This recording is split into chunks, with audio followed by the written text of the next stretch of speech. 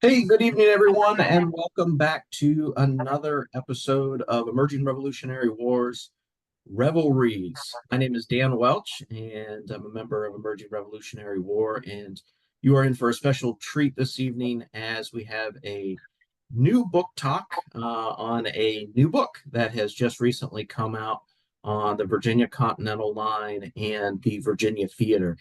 So you're definitely not going to want to miss this episode this evening, as we've got some great stories for you, some really fresh research, and perhaps some new primary sources you've not heard of before. But before we get into our episode this evening, a couple of things. First and foremost, our Emerging Revolutionary War bus trip coming up this fall in November 2025. It's another one you are not going to want to miss.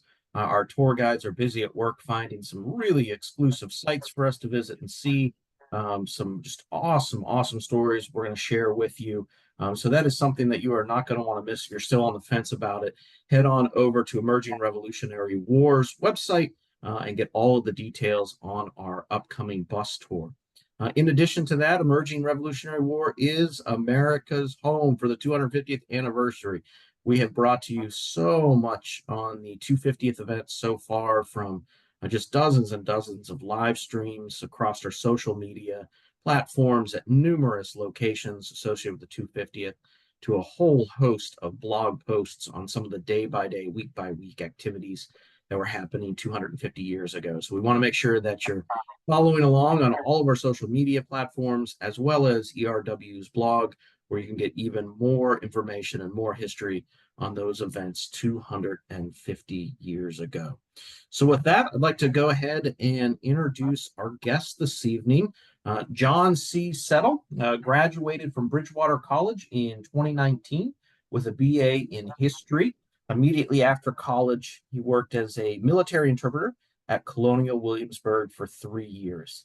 In 2022, John moved over into the field of education and has taught U.S. history and civics in some public schools in the state of Virginia. He's written a couple articles for the Journal of American Revolution and the Fluvanna Historical Society. But tonight we are here to talk with John about his latest book, The Virginia Continental Line in the Revolution's Southern Campaigns. John, welcome to ERW's Revelry. Thanks for having me here. Well, like I said, we're excited to have you this evening on this new book, and on a topic that I think, as we'll get into in the conversation, is just not as covered in the historiography, both from a campaign battle standpoint, but also the contributions of the Virginia Continental Line. But before we get there, tell us a little bit about why Rev War history. After all, you're in Virginia, a lot of Civil War history down there. How do you get into Revolutionary War history? Tell us your story. Well, it kind of started when I was younger. I've grown up here in Fluvanna County, where we grew about 20 minutes from Thomas Jefferson's Monticello and James Monroe's Highland. I also worked at James Monroe's Highland for a bit as well. And so my love for history really started with those two locations and the American Revolution. And it's funny you bring up Civil War. Civil War did become a love of mine around middle school and through my college years. So Rev War, even though I was interested, I just kind of went to the side for a little bit. I was still interested, still read up on it. It wasn't until I left from Bridgewater and went to work with Colonial Williamsburg that my passion for the Revolution started to reignite. Went through there, and while I was there, I started to research Virginia Continental Line.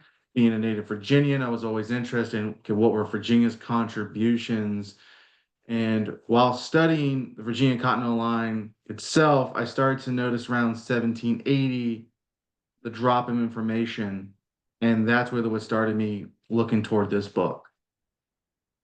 Yeah, like you, I think I've had a very similar story. Started off as a Civil War guy, and still a Civil War guy.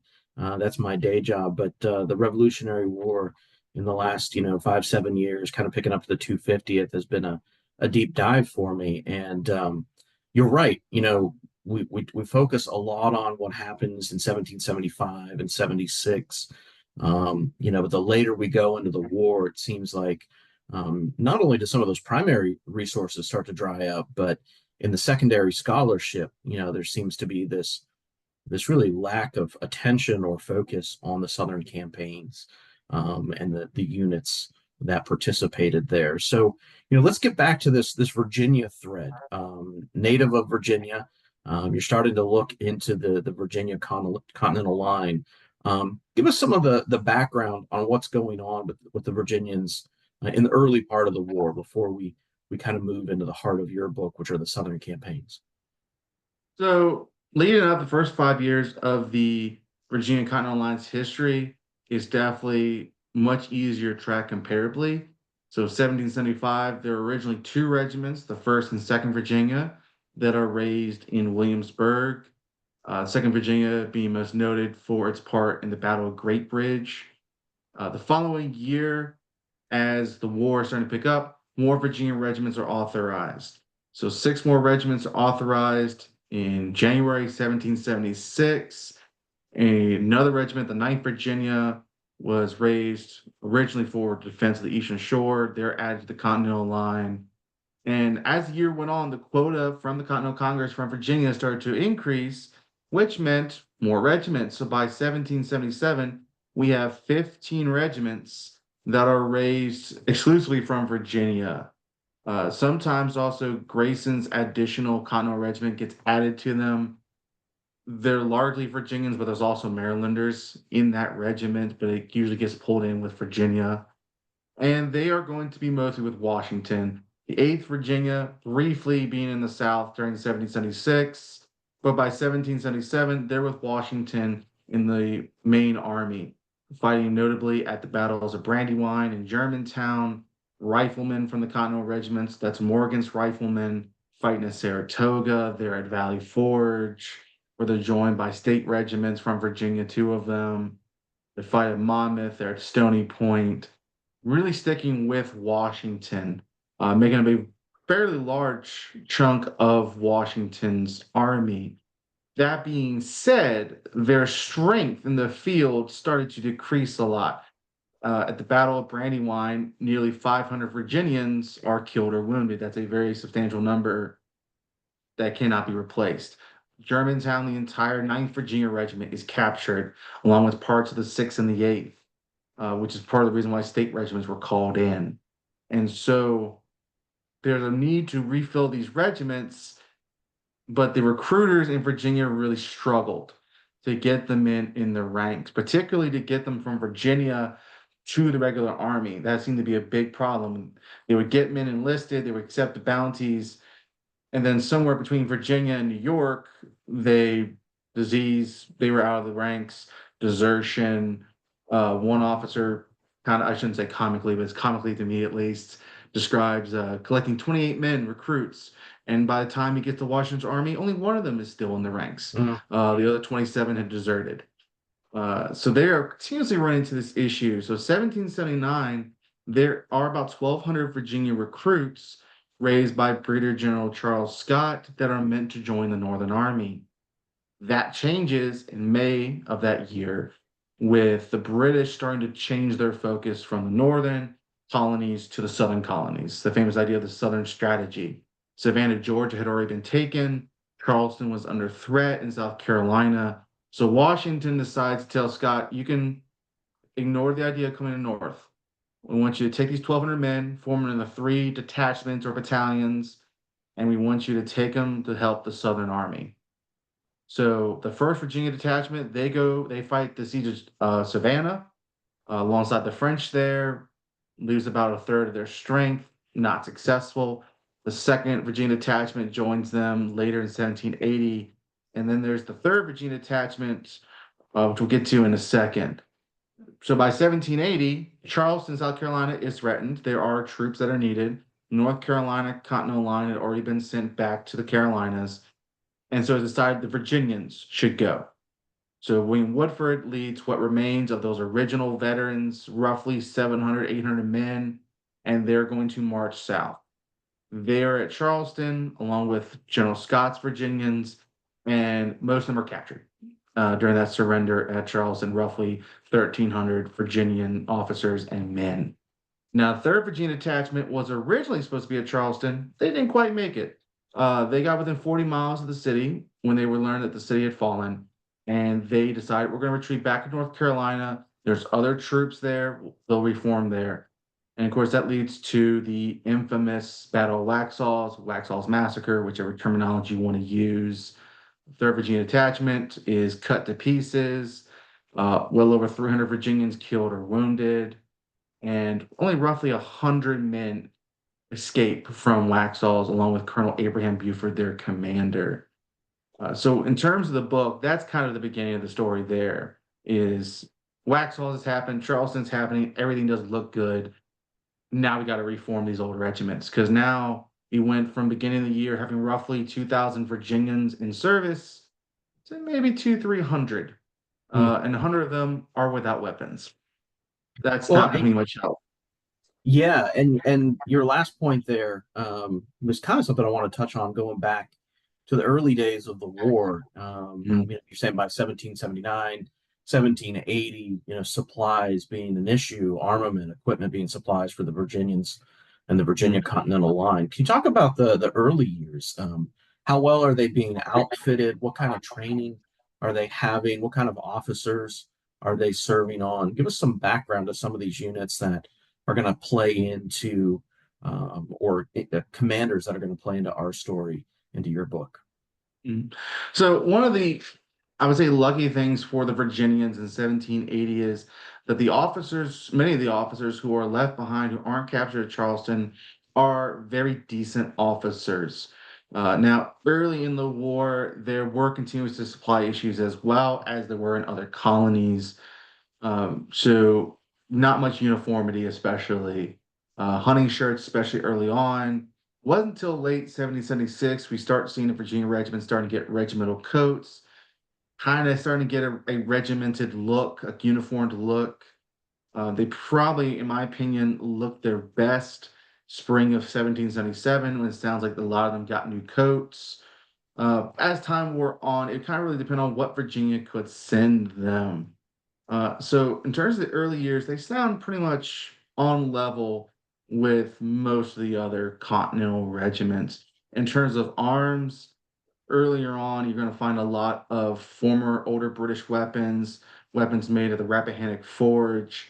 What I noticed is past 1777, we start seeing a lot of Virginia regiments with French muskets. Mm, Archaeological study from the Waxhaw's battlefield finds that almost the entire 3rd Virginia Detachment, if not everyone, more than likely had French muskets on the field with them.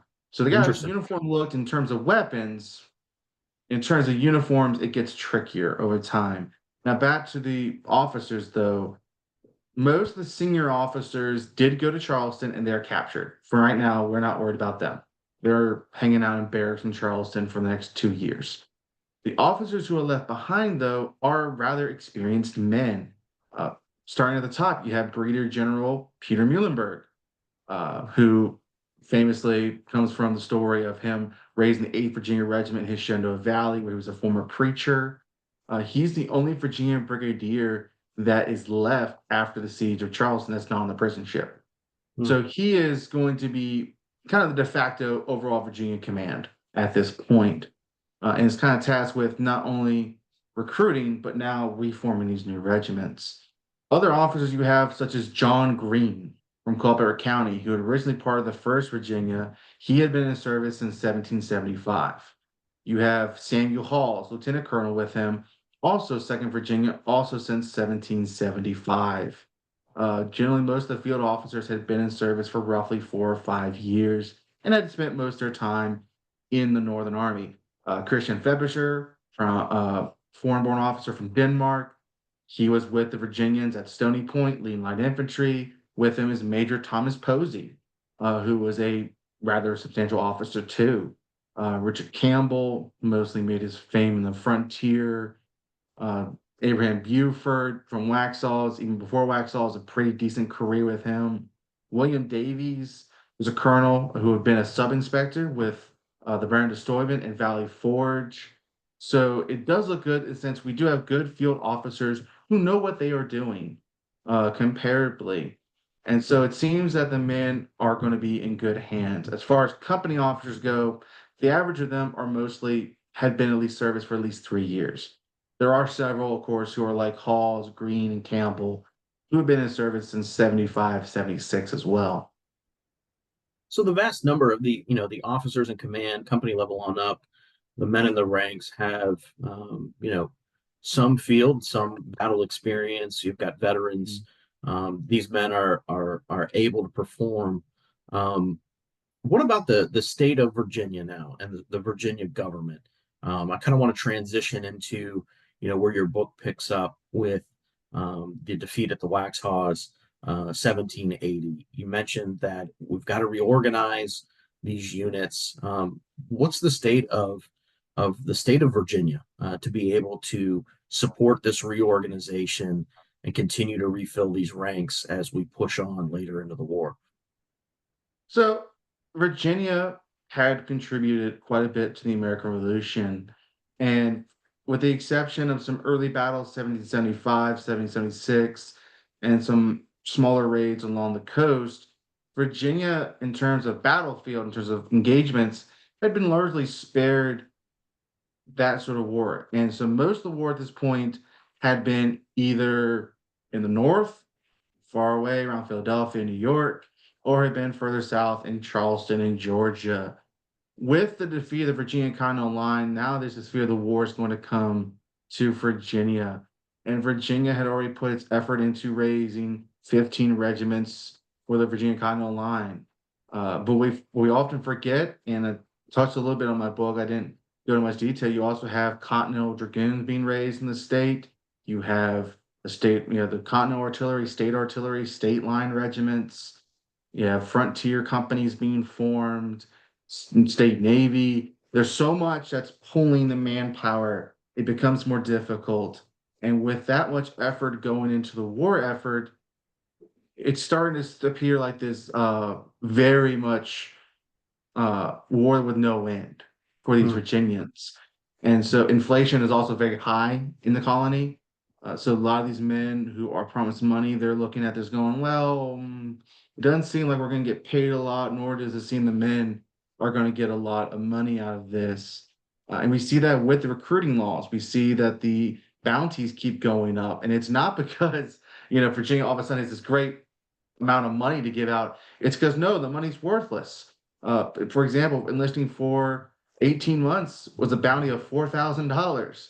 Wow. And to someone that doesn't understand that, they're going, "Oh, that's great, $4,000." You got to look at the year before; it was like, no, 200. So the Yeah. money, so the value is not that great, and you can understand why a lot of Virginians are very hesitant.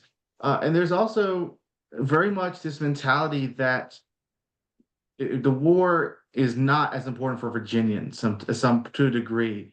And what I mean by that is they don't really want to go fight in the Carolinas. It's not that they like the British or anything. It's just we'd rather be here in Virginia.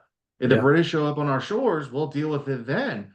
But if they're in South Carolina, well, that sounds like South Carolina's issue, not a Virginia issue.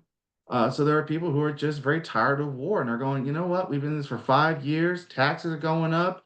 There was a very short-term prohibition on spirits, 1779.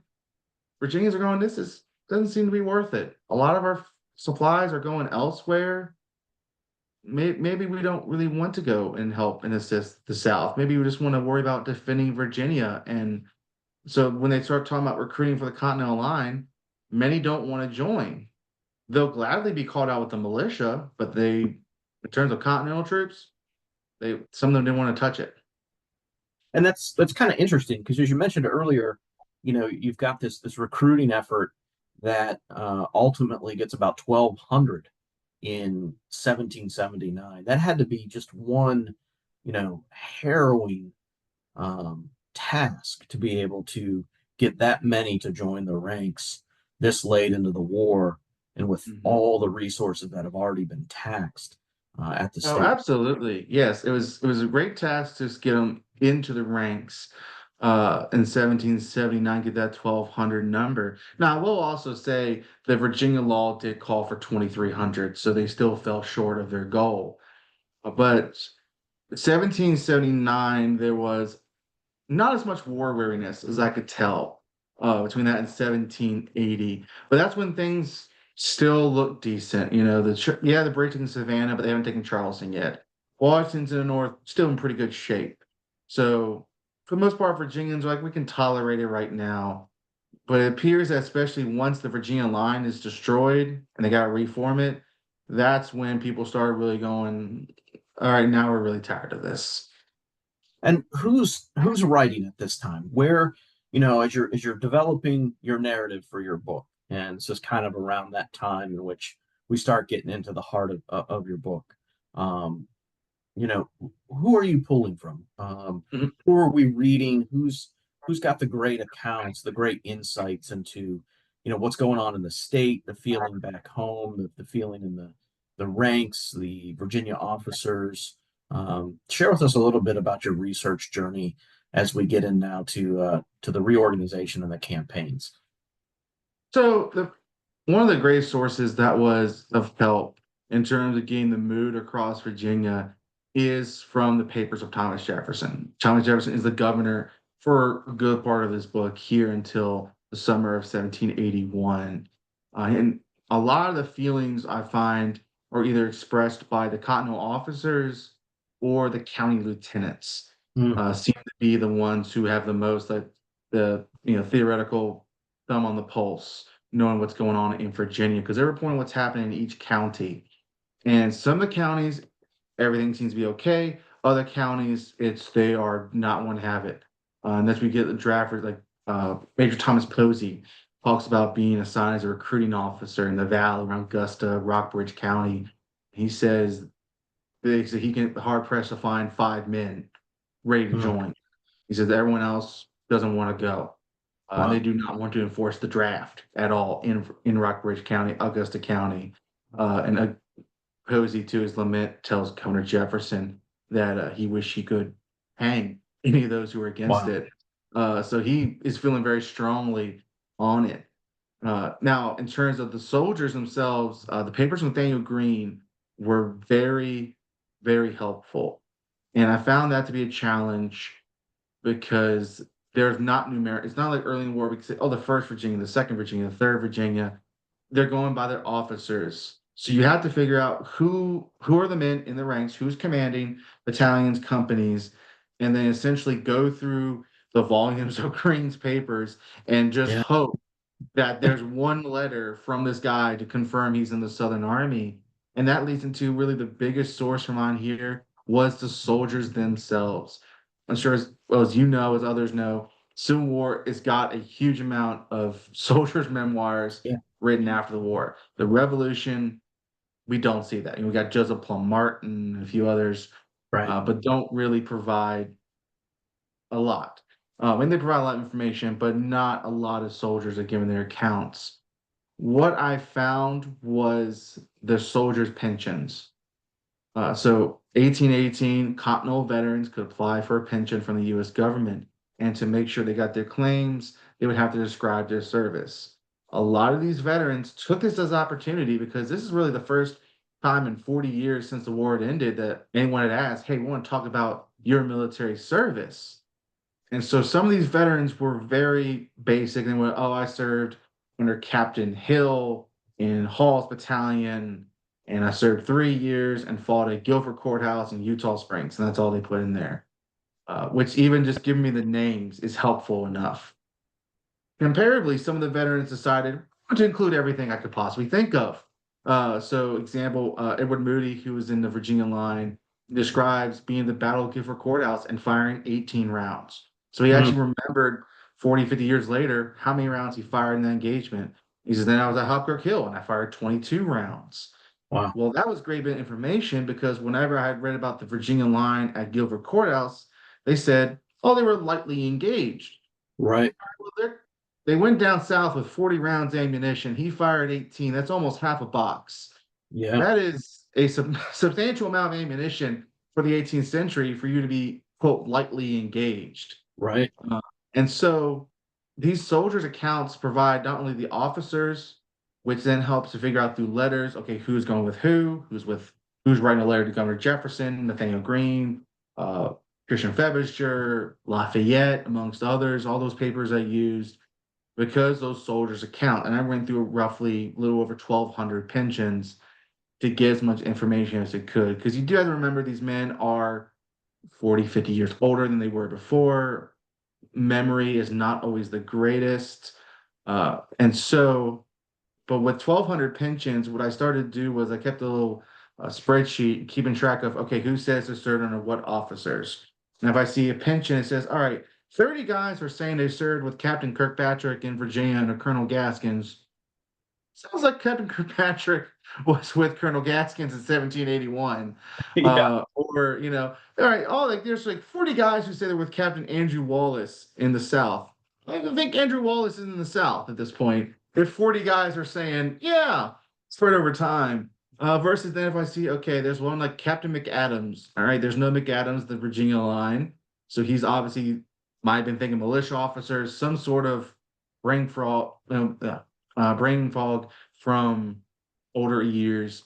yeah. So you do have to be a little careful. But when you put 1,200 together, you start to notice the trends and notice what is going on. And that provided a lot of information because when I was at Williamsburg and I first started studying this, everyone would tell me, oh, there was Charleston and Waxhaws, and there were no Virginia Continental regiments. There was Gaskins and Posey's battalion, maybe, but they were debatable that they were really Continental or not. There was a mistake in numbers. I noticed a lot of histories from Battle of Gifford Courthouse mislabeled them sometimes as militia or misnumbered them as the fourth and fifth for some reason. And so that's when I decided, this needs to be cleared up a little bit more. The problem is it's extremely confusing sometimes. So it took a long time to kind of dissect through all the pension accounts, bounty records, letters to figure out, okay, who is with who. I'm joined this evening by John C. Settle, and we're talking a little bit about his book, The Virginia Continental Line in the Revolution's Southern Campaigns. It's definitely a book that you're going to want to pick up. If you're looking to learn more about the Virginia Continental Line, if you're looking to learn a little bit more about those forgotten Southern campaigns and battles like Cowpens and Guilford Courthouse and Yorktown, things that took place outside of New England. I know sometimes when we talk about the Revolutionary War, we can become a little myopic and a little focused with those events up in New England. But for in addition to all that, John's book has really broken a lot of ground through these amazing primary sources. And if you want that soldier experience, if you want to hear their words, about some of the participants of these battles, for no other reason than just getting a better idea of the veteran experience. You're going to want to pick up this book, John's work on these pensions and pulling the information out of there and putting them into the narrative are top notch. So I want to get back into these campaigns now. Let's finally dig in. We've got some sources. We know where we're going to get these accounts from. We've talked a little bit about the state of these Virginians and their commanding officers leading up to 1779. I talked a little bit about the disaster at Waxhaws and now the forced reorganization. So pick up with us from the reorganization and take us through these campaigns and the Virginians' contributions. Absolutely. So it really starts with Colonel Abraham Buford and his few survivors from Waxhaws. According to Baron de Kalb, who writes to Governor Jefferson, he was able to rally with Colonel Buford and roughly 100 men, mostly without arms, he remarks. And Colonel Buford is allowed to take these 100 men back to Virginia with the understanding that they would soon rejoin the Southern Army. Buford really had a hope he'd be back within a month. That's what he logically had thought.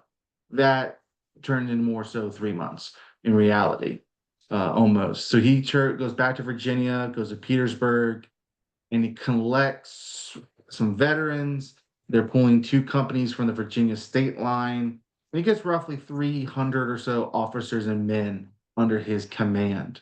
and he's going to march that what we call Buford's Battalion. That's how I'm going to try to refer to them, other officers, back into the Southern Army. Now they joined after the Battle of Camden, which was not a good day for the American Army, and I imagine they were may not felt very well when they arrived at the Southern Army to see this too. And Buford's battalion is probably the one that gets no really press about them. It's one that really I found that really had truly been forgotten.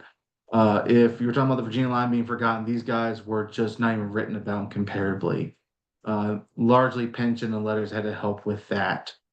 But they're going to help reinforce the Southern Army, and they're going to start collecting recruits from all over Virginia. They're going to start reporting to Colonel Buford, and he's kind of their de facto commander until joined by a new battalion led by Colonel John Green in December 1780. Now, from these ranks, there's going to be a light infantry company formed, first commanded by Peter Bruin, later by Captain Andrew Wallace.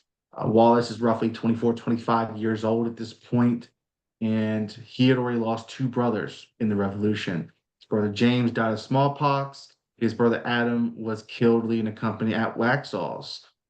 So Wallace is in the South, and he is attached with his company of Virginia Continentals, with a large number of Waxhaw survivors amongst his ranks.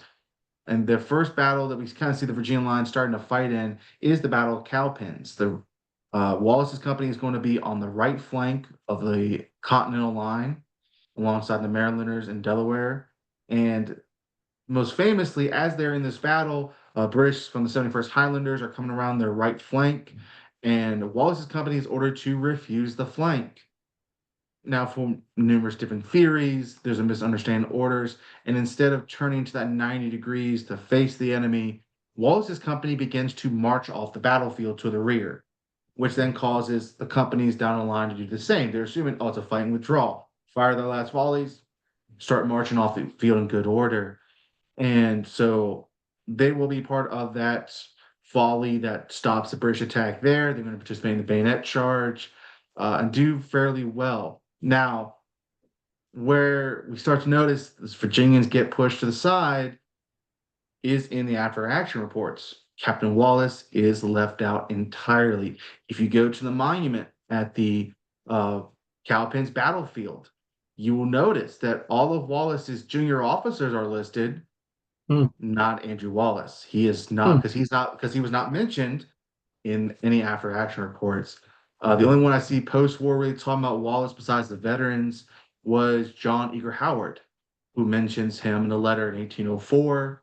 And he claimed that Wallace's behavior was he was melancholy because apparently he had taken up with as Howard put, a vile woman of the camp or something.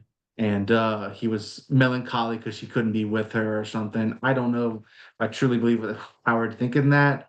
Uh, but for whatever reason, Wallace is left out. And so they are very much forgotten. So when you go talk to a lot of people about Battle of Cowpens, they'll talk to you about the Marylanders and Delaware boys there, the militiamen firing. But Wallace's company is kind of left out. So Uh, our listeners are going to want to know your historical opinion. What's your speculation on that? Is it um, fog of war? Is it, a combination of that and this melancholia? Um, Well, I think I personally believe it's fog of war, because you consider he had been in service now for roughly 5 years. He was one of those first volunteers in 1775 on the frontier, and his entire regiment no longer exists. The guys he had originally raised were no longer. There's even it's never been clear, but there's a good chance he may have been at Waxhaws when his brother was killed. yeah, that'll definitely And affect you. And the description of his brother Adam's death at Waxhaws is very gruesome. I won't go into it today. So I do think there's a bit of fog of war, a lot of, I guess we call PTSD today, going on in his mind. Now, at the same time, I do also believe that there's a more logical, common problem ends up happening. A battlefield is very loud. And about the time Wallace was given the order, the 71st Highlanders are firing a volley. Hmm. So what I truly believe in, I've seen Lawrence Babbitt mention in his book Devil a Whipping, Yeah. is there's a volley, and for whatever reason, the rest of Wallace's order is not heard. His junior officers, including Conway Oldham, who gets blamed as well, is on the end of the line, and all they hear is march. And so what I assume starts to happen is instead of doing that wheeling motion, the men instinctively start to go straight forward. And I think Wallace, either again that fog of war or maybe just confused as what's going on, just keeps going. And because everyone else keeps joining in, the company was next to them. They saw that, they assumed to do the same. And I think after the battle, Morgan and others don't really want to admit there was a mistake, Yeah. especially with a big victory. You don't want to mention, like, yeah, we almost lost it at one point. Uh, Yeah. but because it's a misunderstanding of orders on the flank almost cost us the battle. And so that was seems to be swept under the rug. The unfortunate part is too, Captain Wallace is killed at the Battle of Guilford Courthouse. Yeah. So he becomes the third brother to be killed. So we don't get to hear his side of the story. He never writes any reports, any other letters. We just know he's killed fighting on the left flank on the second line, the Battle of Guilford Courthouse. And that's kind of where I think afterwards, no one wanted to insult a dead man at that point. It was no point in bringing it up. And so they get kind of swept aside, and that story gets forgotten.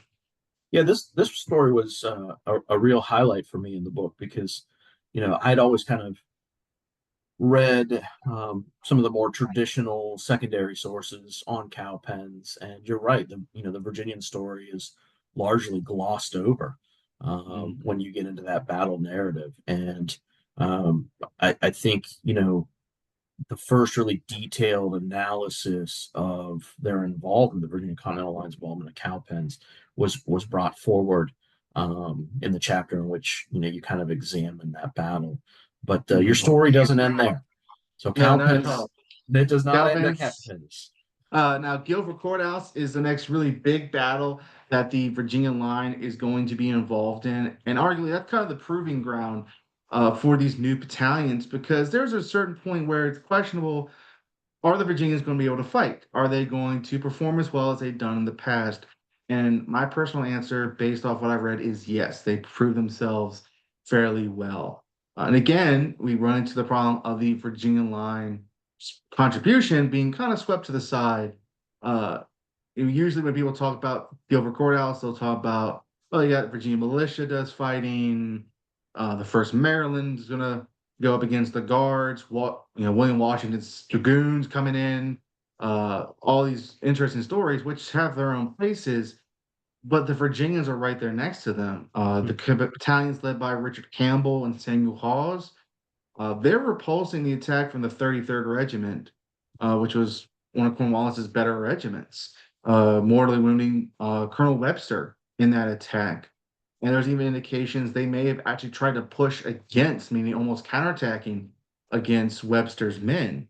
Now, when the Virginian line starts, when the battle starts to go against the Americans and the Marylanders are slowly forced off, it's the Virginians who are next in the line, and by most accounts, they get off the field in fairly good order. John Green's battalion is the rear guard. They're holding out. That's where you find one that counts the men firing 18 rounds. And whenever I read it, it's like, oh, Green's guys were barely engaged. Again, 18 rounds with a musket is quite a number of rounds to be fired for Yeah. being lightly engaged. And And so this is that's quite a length of time to stand there and trade 18 exactly. shots. It's not that they're, firing one shot and pulling out. That's one heck of a stand. And when you look at the Virginia Brigade's casualties compared to the Marylanders, they're about almost the same. So I've always had people going, well, the Maryland line did a little more fighting that day. You look at the casualties, it seems they were about in the same situation, both doing fairly well given the circumstances.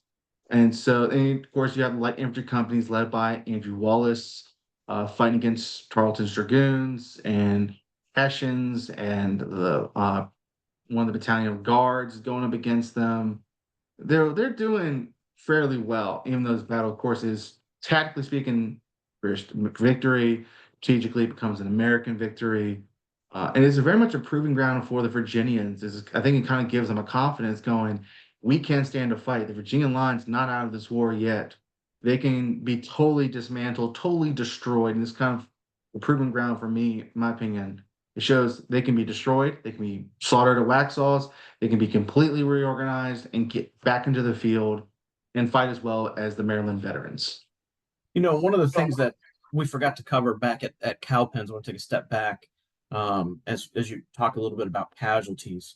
Do you know or have some estimates on the strengths and losses at Cowpens and then once again now at Guilford Courthouse? So comparatively, the Virginians company strength at Cowpens is probably going to be around 50 to 60 officers and men based off surviving records. In terms of casualties, able to identify about 5 men wounded. About 10%. Haven't been able to find anyone killed at Cowpens from Wallace's company. Comparably to Battle of Guilford Courthouse, there's roughly 8 to 900 Virginians on the field. And if you include line infantry casualties, well over 100 are killed, wounded, or missing. Uh, it seems a large amount of those casualties coming from what used to be Buford's battalion and Campbell's. Green's battalion seems to do pretty well in terms of casualties, although they're described being rather well sheltered, being in the fight. Whereas it sounds like Samuel Halls and Richard Campbell were a bit more exposed in comparison in terms of geography. So the survivors get off the battlefield at Guilford. Take us through the next coming weeks and months as the war is hurtling ever closer to a conclusion. So after Guilford Courthouse, Green goes back into South Carolina. The Virginia Brigade is going to go with him, and they fight the Battle of Hawkirk's Hill. And this is another one of those great stories for the Virginia line as they're advancing against Lord Rawdon's boys. The First Virginia goes into some slight confusion on the right flank. They kind of halt, start exchanging shots. The Marylanders, for numerous reasons, go into confusion as well, instinctively falling back to rally, leaving the Second Virginia, led by Samuel Hawes, as the only American unit keeps advancing. And apparently Hawes was not wanting to give the field just yet. And so he actually describes getting his men within 50 yards of the British line Wow. and trading shots. Jesus. And that's another one of the guys who says he fired 22 rounds that day. And it gets to the point they are trading volleys, not wanting to leave the field. And it sounds like from reports, Green had to come up the halls to personally tell him, pull your battalion back with the rest of us, because Halls wasn't going to get. Now, they suffered for that bravery. About 1/3 of the strength of battalions killed or wounded, so roughly 300 men of the battalion. Roughly 70, 80 of them are going to be wounded in the engagement. First Virginia suffers about 30, 40 killed out of a similar number of roughly 280, 300 men. So rather higher statistical casualties than I was thinking looking in that battle.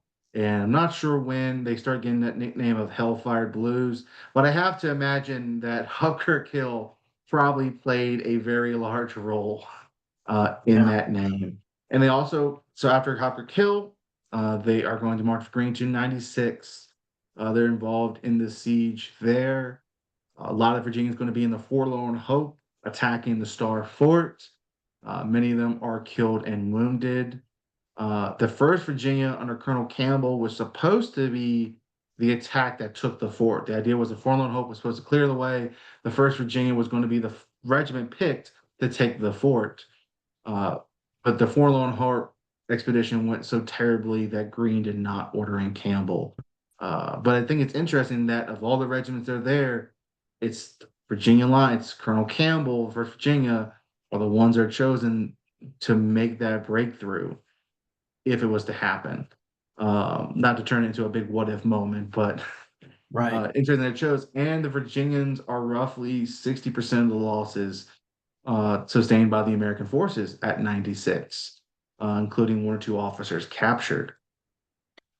So you raise a good point when we talk about these casualties and how as the Southern campaign continues to churn away, and we see the Virginia Continental Line on battlefield after battlefield and more casualties. What's going back home, back in the state? Are they still pressing recruitment to help refill these ranks? Yeah. What kind of correspondence is getting back to Virginia about the condition and the state of the Virginia Continental Line? Well, to put it plainly, it's not going very well in Virginia in 1781. Yeah, Because again, the goal is to send the Virginia Continental troops to the Southern Army. Well, right. January 1781, Benedict Arnold shows up in Virginia with the British force and raids on Richmond. Yep. That's going to start changing the game for the Virginia Continentals because they're going to stop putting a focus on sending more men to the South. It's going to be, all right, we need guys to defend our own shores, need to defend our own state here. So you get Gaskin's battalion that gets formed, and Gaskins are basically the remnants of 1780 recruits, mostly some 1781 men who were originally meant to go in the Southern Army, but then General Nathaniel Greene says, no, keep them in Virginia, keep them there, don't take them anywhere else, and help them defend the state. So some of them fight the Battle of Blandford and Petersburg in April 1781. Another one that I found was totally not mentioned because you read the stories of the Battle of Blandford, it's always, oh, the Virginia militia proved themselves. Well, it sounds like there were some Continentals amongst their ranks too, helping them Mhm. out. And I've had people say, like, well, how do you know the Virginia Continentals there? Well, we got lots of pensions, men saying they were there, and two of them said they were wounded. So I think they're going to know if they're there or not if they're Yeah, talking about being hit by British musket balls yeah, that day. And so they get formed under Thomas Gaskins. Now, things are also not going well in Virginia in terms of recruitment. They're starting to draft, which is forcing militiamen between ages of 18 and 50 into the Continental regiments for at least 18 months service. Uh, Virginia counties did not like that. Northumberland County got to the point shots were fired and a Continental officer killed. Accomack County, they took over the courthouse. Rockbridge County, they stole the militia book, basically saying you can't draft anyone if you don't have the list of names. And so they stole the militia book. So it's really not as successful as it could have been to get recruits. But Gaskin's men are formed up. They get issued good French muskets, it sounds like. There's a hope to get them uniforms. However, in June 1781, Point of Fork, which was becoming a large arsenal for Virginia, gets raided by John Graves Simcoe. And unfortunately, a lot of the supplies that were meant for the Gadsden Battalion are lost. And lost. so that's where you get the famous account, a letter from Christian Frobisher, their colonel, who comes in and describes finding the men quite literally naked, shirts and blankets accepted, was the quote he writes in a letter. So I can only imagine just how miserable they were in that campaign. But they're going to continue to fight with Lafayette's army. Detachments of the Virginia Continental Line are fighting the Battle of Green Springs. Uh, a lot of people don't talk about that too, but it appears that they're serving along with militia and riflemen as light infantry alongside Anthony Wayne's Pennsylvania Continentals. Definitely not suffering in terms of casualties compared to the Pennsylvanians, but Right. still heavily engaged in that battle. And of course, they're going to be at the siege of Yorktown. Gaskin's battalion is in the trenches with the rest of the army. And what I found with some of the letters was Gaskin's battalion was present but not engaged during the storming of 90 of 3S 9 and 10. Given from the letters, it was kind of like the first Virginia story from 96. They were going to be with the Pennsylvanians, and if things were not going well, they would be the ones to go in. Of course, obviously, we know redoubts 9 and 10 went fairly well for the American and French forces, but they're in the trenches when the white flag goes up. And with tradition, they are the ones who stay in the trenches the whole time, negotiations, and they get to march. They get to watch the British Army march to the surrender field, which I think there's a great bit of irony that in Gaskin's battalion, there's a company commanded by a guy named Alexander Parker. Alexander Parker had been captured at Charleston in May 1780, and he commands a company made up of former prisoners of war. Mm. There was a big exchange of prisoners in July 1781, including Parker and some of his men, and they had enlisted for a shorter period of time. They were about to be discharged, but they were given an offer. They said, hey, if you continue to serve for a few more months and help us drive the British out of Virginia, we'll give you 3 month furlough before we require you to come back to service. So this company of Virginia Continental's men who've been captured at Charleston, suffered on the prison ships in Charleston, and made it back to Virginia are taking up the musket immediately after being exchanged and on the battlefield. And I have to wonder, what were they thinking when they got to watch the British Army march out of town Yorktown to surrender over a year and a half after they had been humiliated by having to surrender at Charleston? Well, these are just some of the many, many stories that John shares with us in his book. And, listeners, you've got a 100,000-foot view this evening of the actions of the Virginia Continental Line in 1779, 1780, 1781. The depth of research in John's book, relying heavily on those pension records, it's just absolutely astounding. And there's just some great, great stories that have not been, put to the forefront and in print. And so it's just one of the many reasons you're going to want to pick up John's new book. John, any final thoughts this evening on the Virginia Continental Line, and maybe perhaps what's next in your research and writing? Well, I like to say that this story was a long time coming, with lots of years of research, and just as it says, I said in my book, I wanted to give a voice to those who had been forgotten by history. Because as you read through these veteran accounts, a lot of these pensions, they describe a lot of pride in their service and wanting that recognition. And I think for all these Virginians, they wanted that. They wanted someone to acknowledge the fact that they had suffered and sacrificed for the creation of a country, even all those years later. So I'm hoping this book will be one of many. I've got a lot of thoughts about other units that have been forgotten from Virginia as well. So there's probably going to be some focus on that. I definitely want to research more Virginia Continental, so there may be more on its overall history, which will be probably a larger book than this is here. So, and I also just encourage people that if they're looking to research into units, even though it's going to take time, it's difficult. The pensions are a gold mine. You just have to have the patience to sit down and stare at 19th century handwriting for hours at a time to see what you can find. Because even though, again, like I said earlier in this segment, even though we don't have a lot of books like Joseph Plum Martin, when you start to read these accounts, you can see there's more like him that are telling similar stories, but they just decided never to put it in a book. Yeah, as I mentioned, listeners, this evening several times, but the firsthand accounts that John has added to the narrative, both in the book itself and the larger historical conversation, absolutely fantastic. John, I want to thank you for joining us this evening.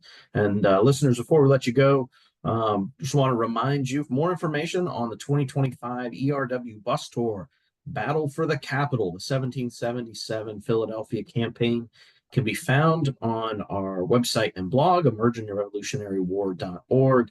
All of our latest historical blog posts also can be found there as well, emergingrevolutionarywar.org. We're getting more and more 250th anniversary events taking place, so make sure you're following us on the blog as well as social media with all of our live videos. We'll have one coming up here in just about a week and a half as we commemorate the Beeline March, the 250th anniversary of the Beeline March. So with that, we want to thank you all for joining us for another installment of Revelry. I'm Dan Welch, and we want to thank again our good friend John Settle tonight, coming to you and speaking about his latest book, The Virginia Continental Line in the Revolution's Southern Campaigns. Make sure you pick a copy of that book up immediately if you've not done so already. You will not put it down once you start in. So we hope to see you again next time here on another episode of ERW's Rev War Revelry. Take care.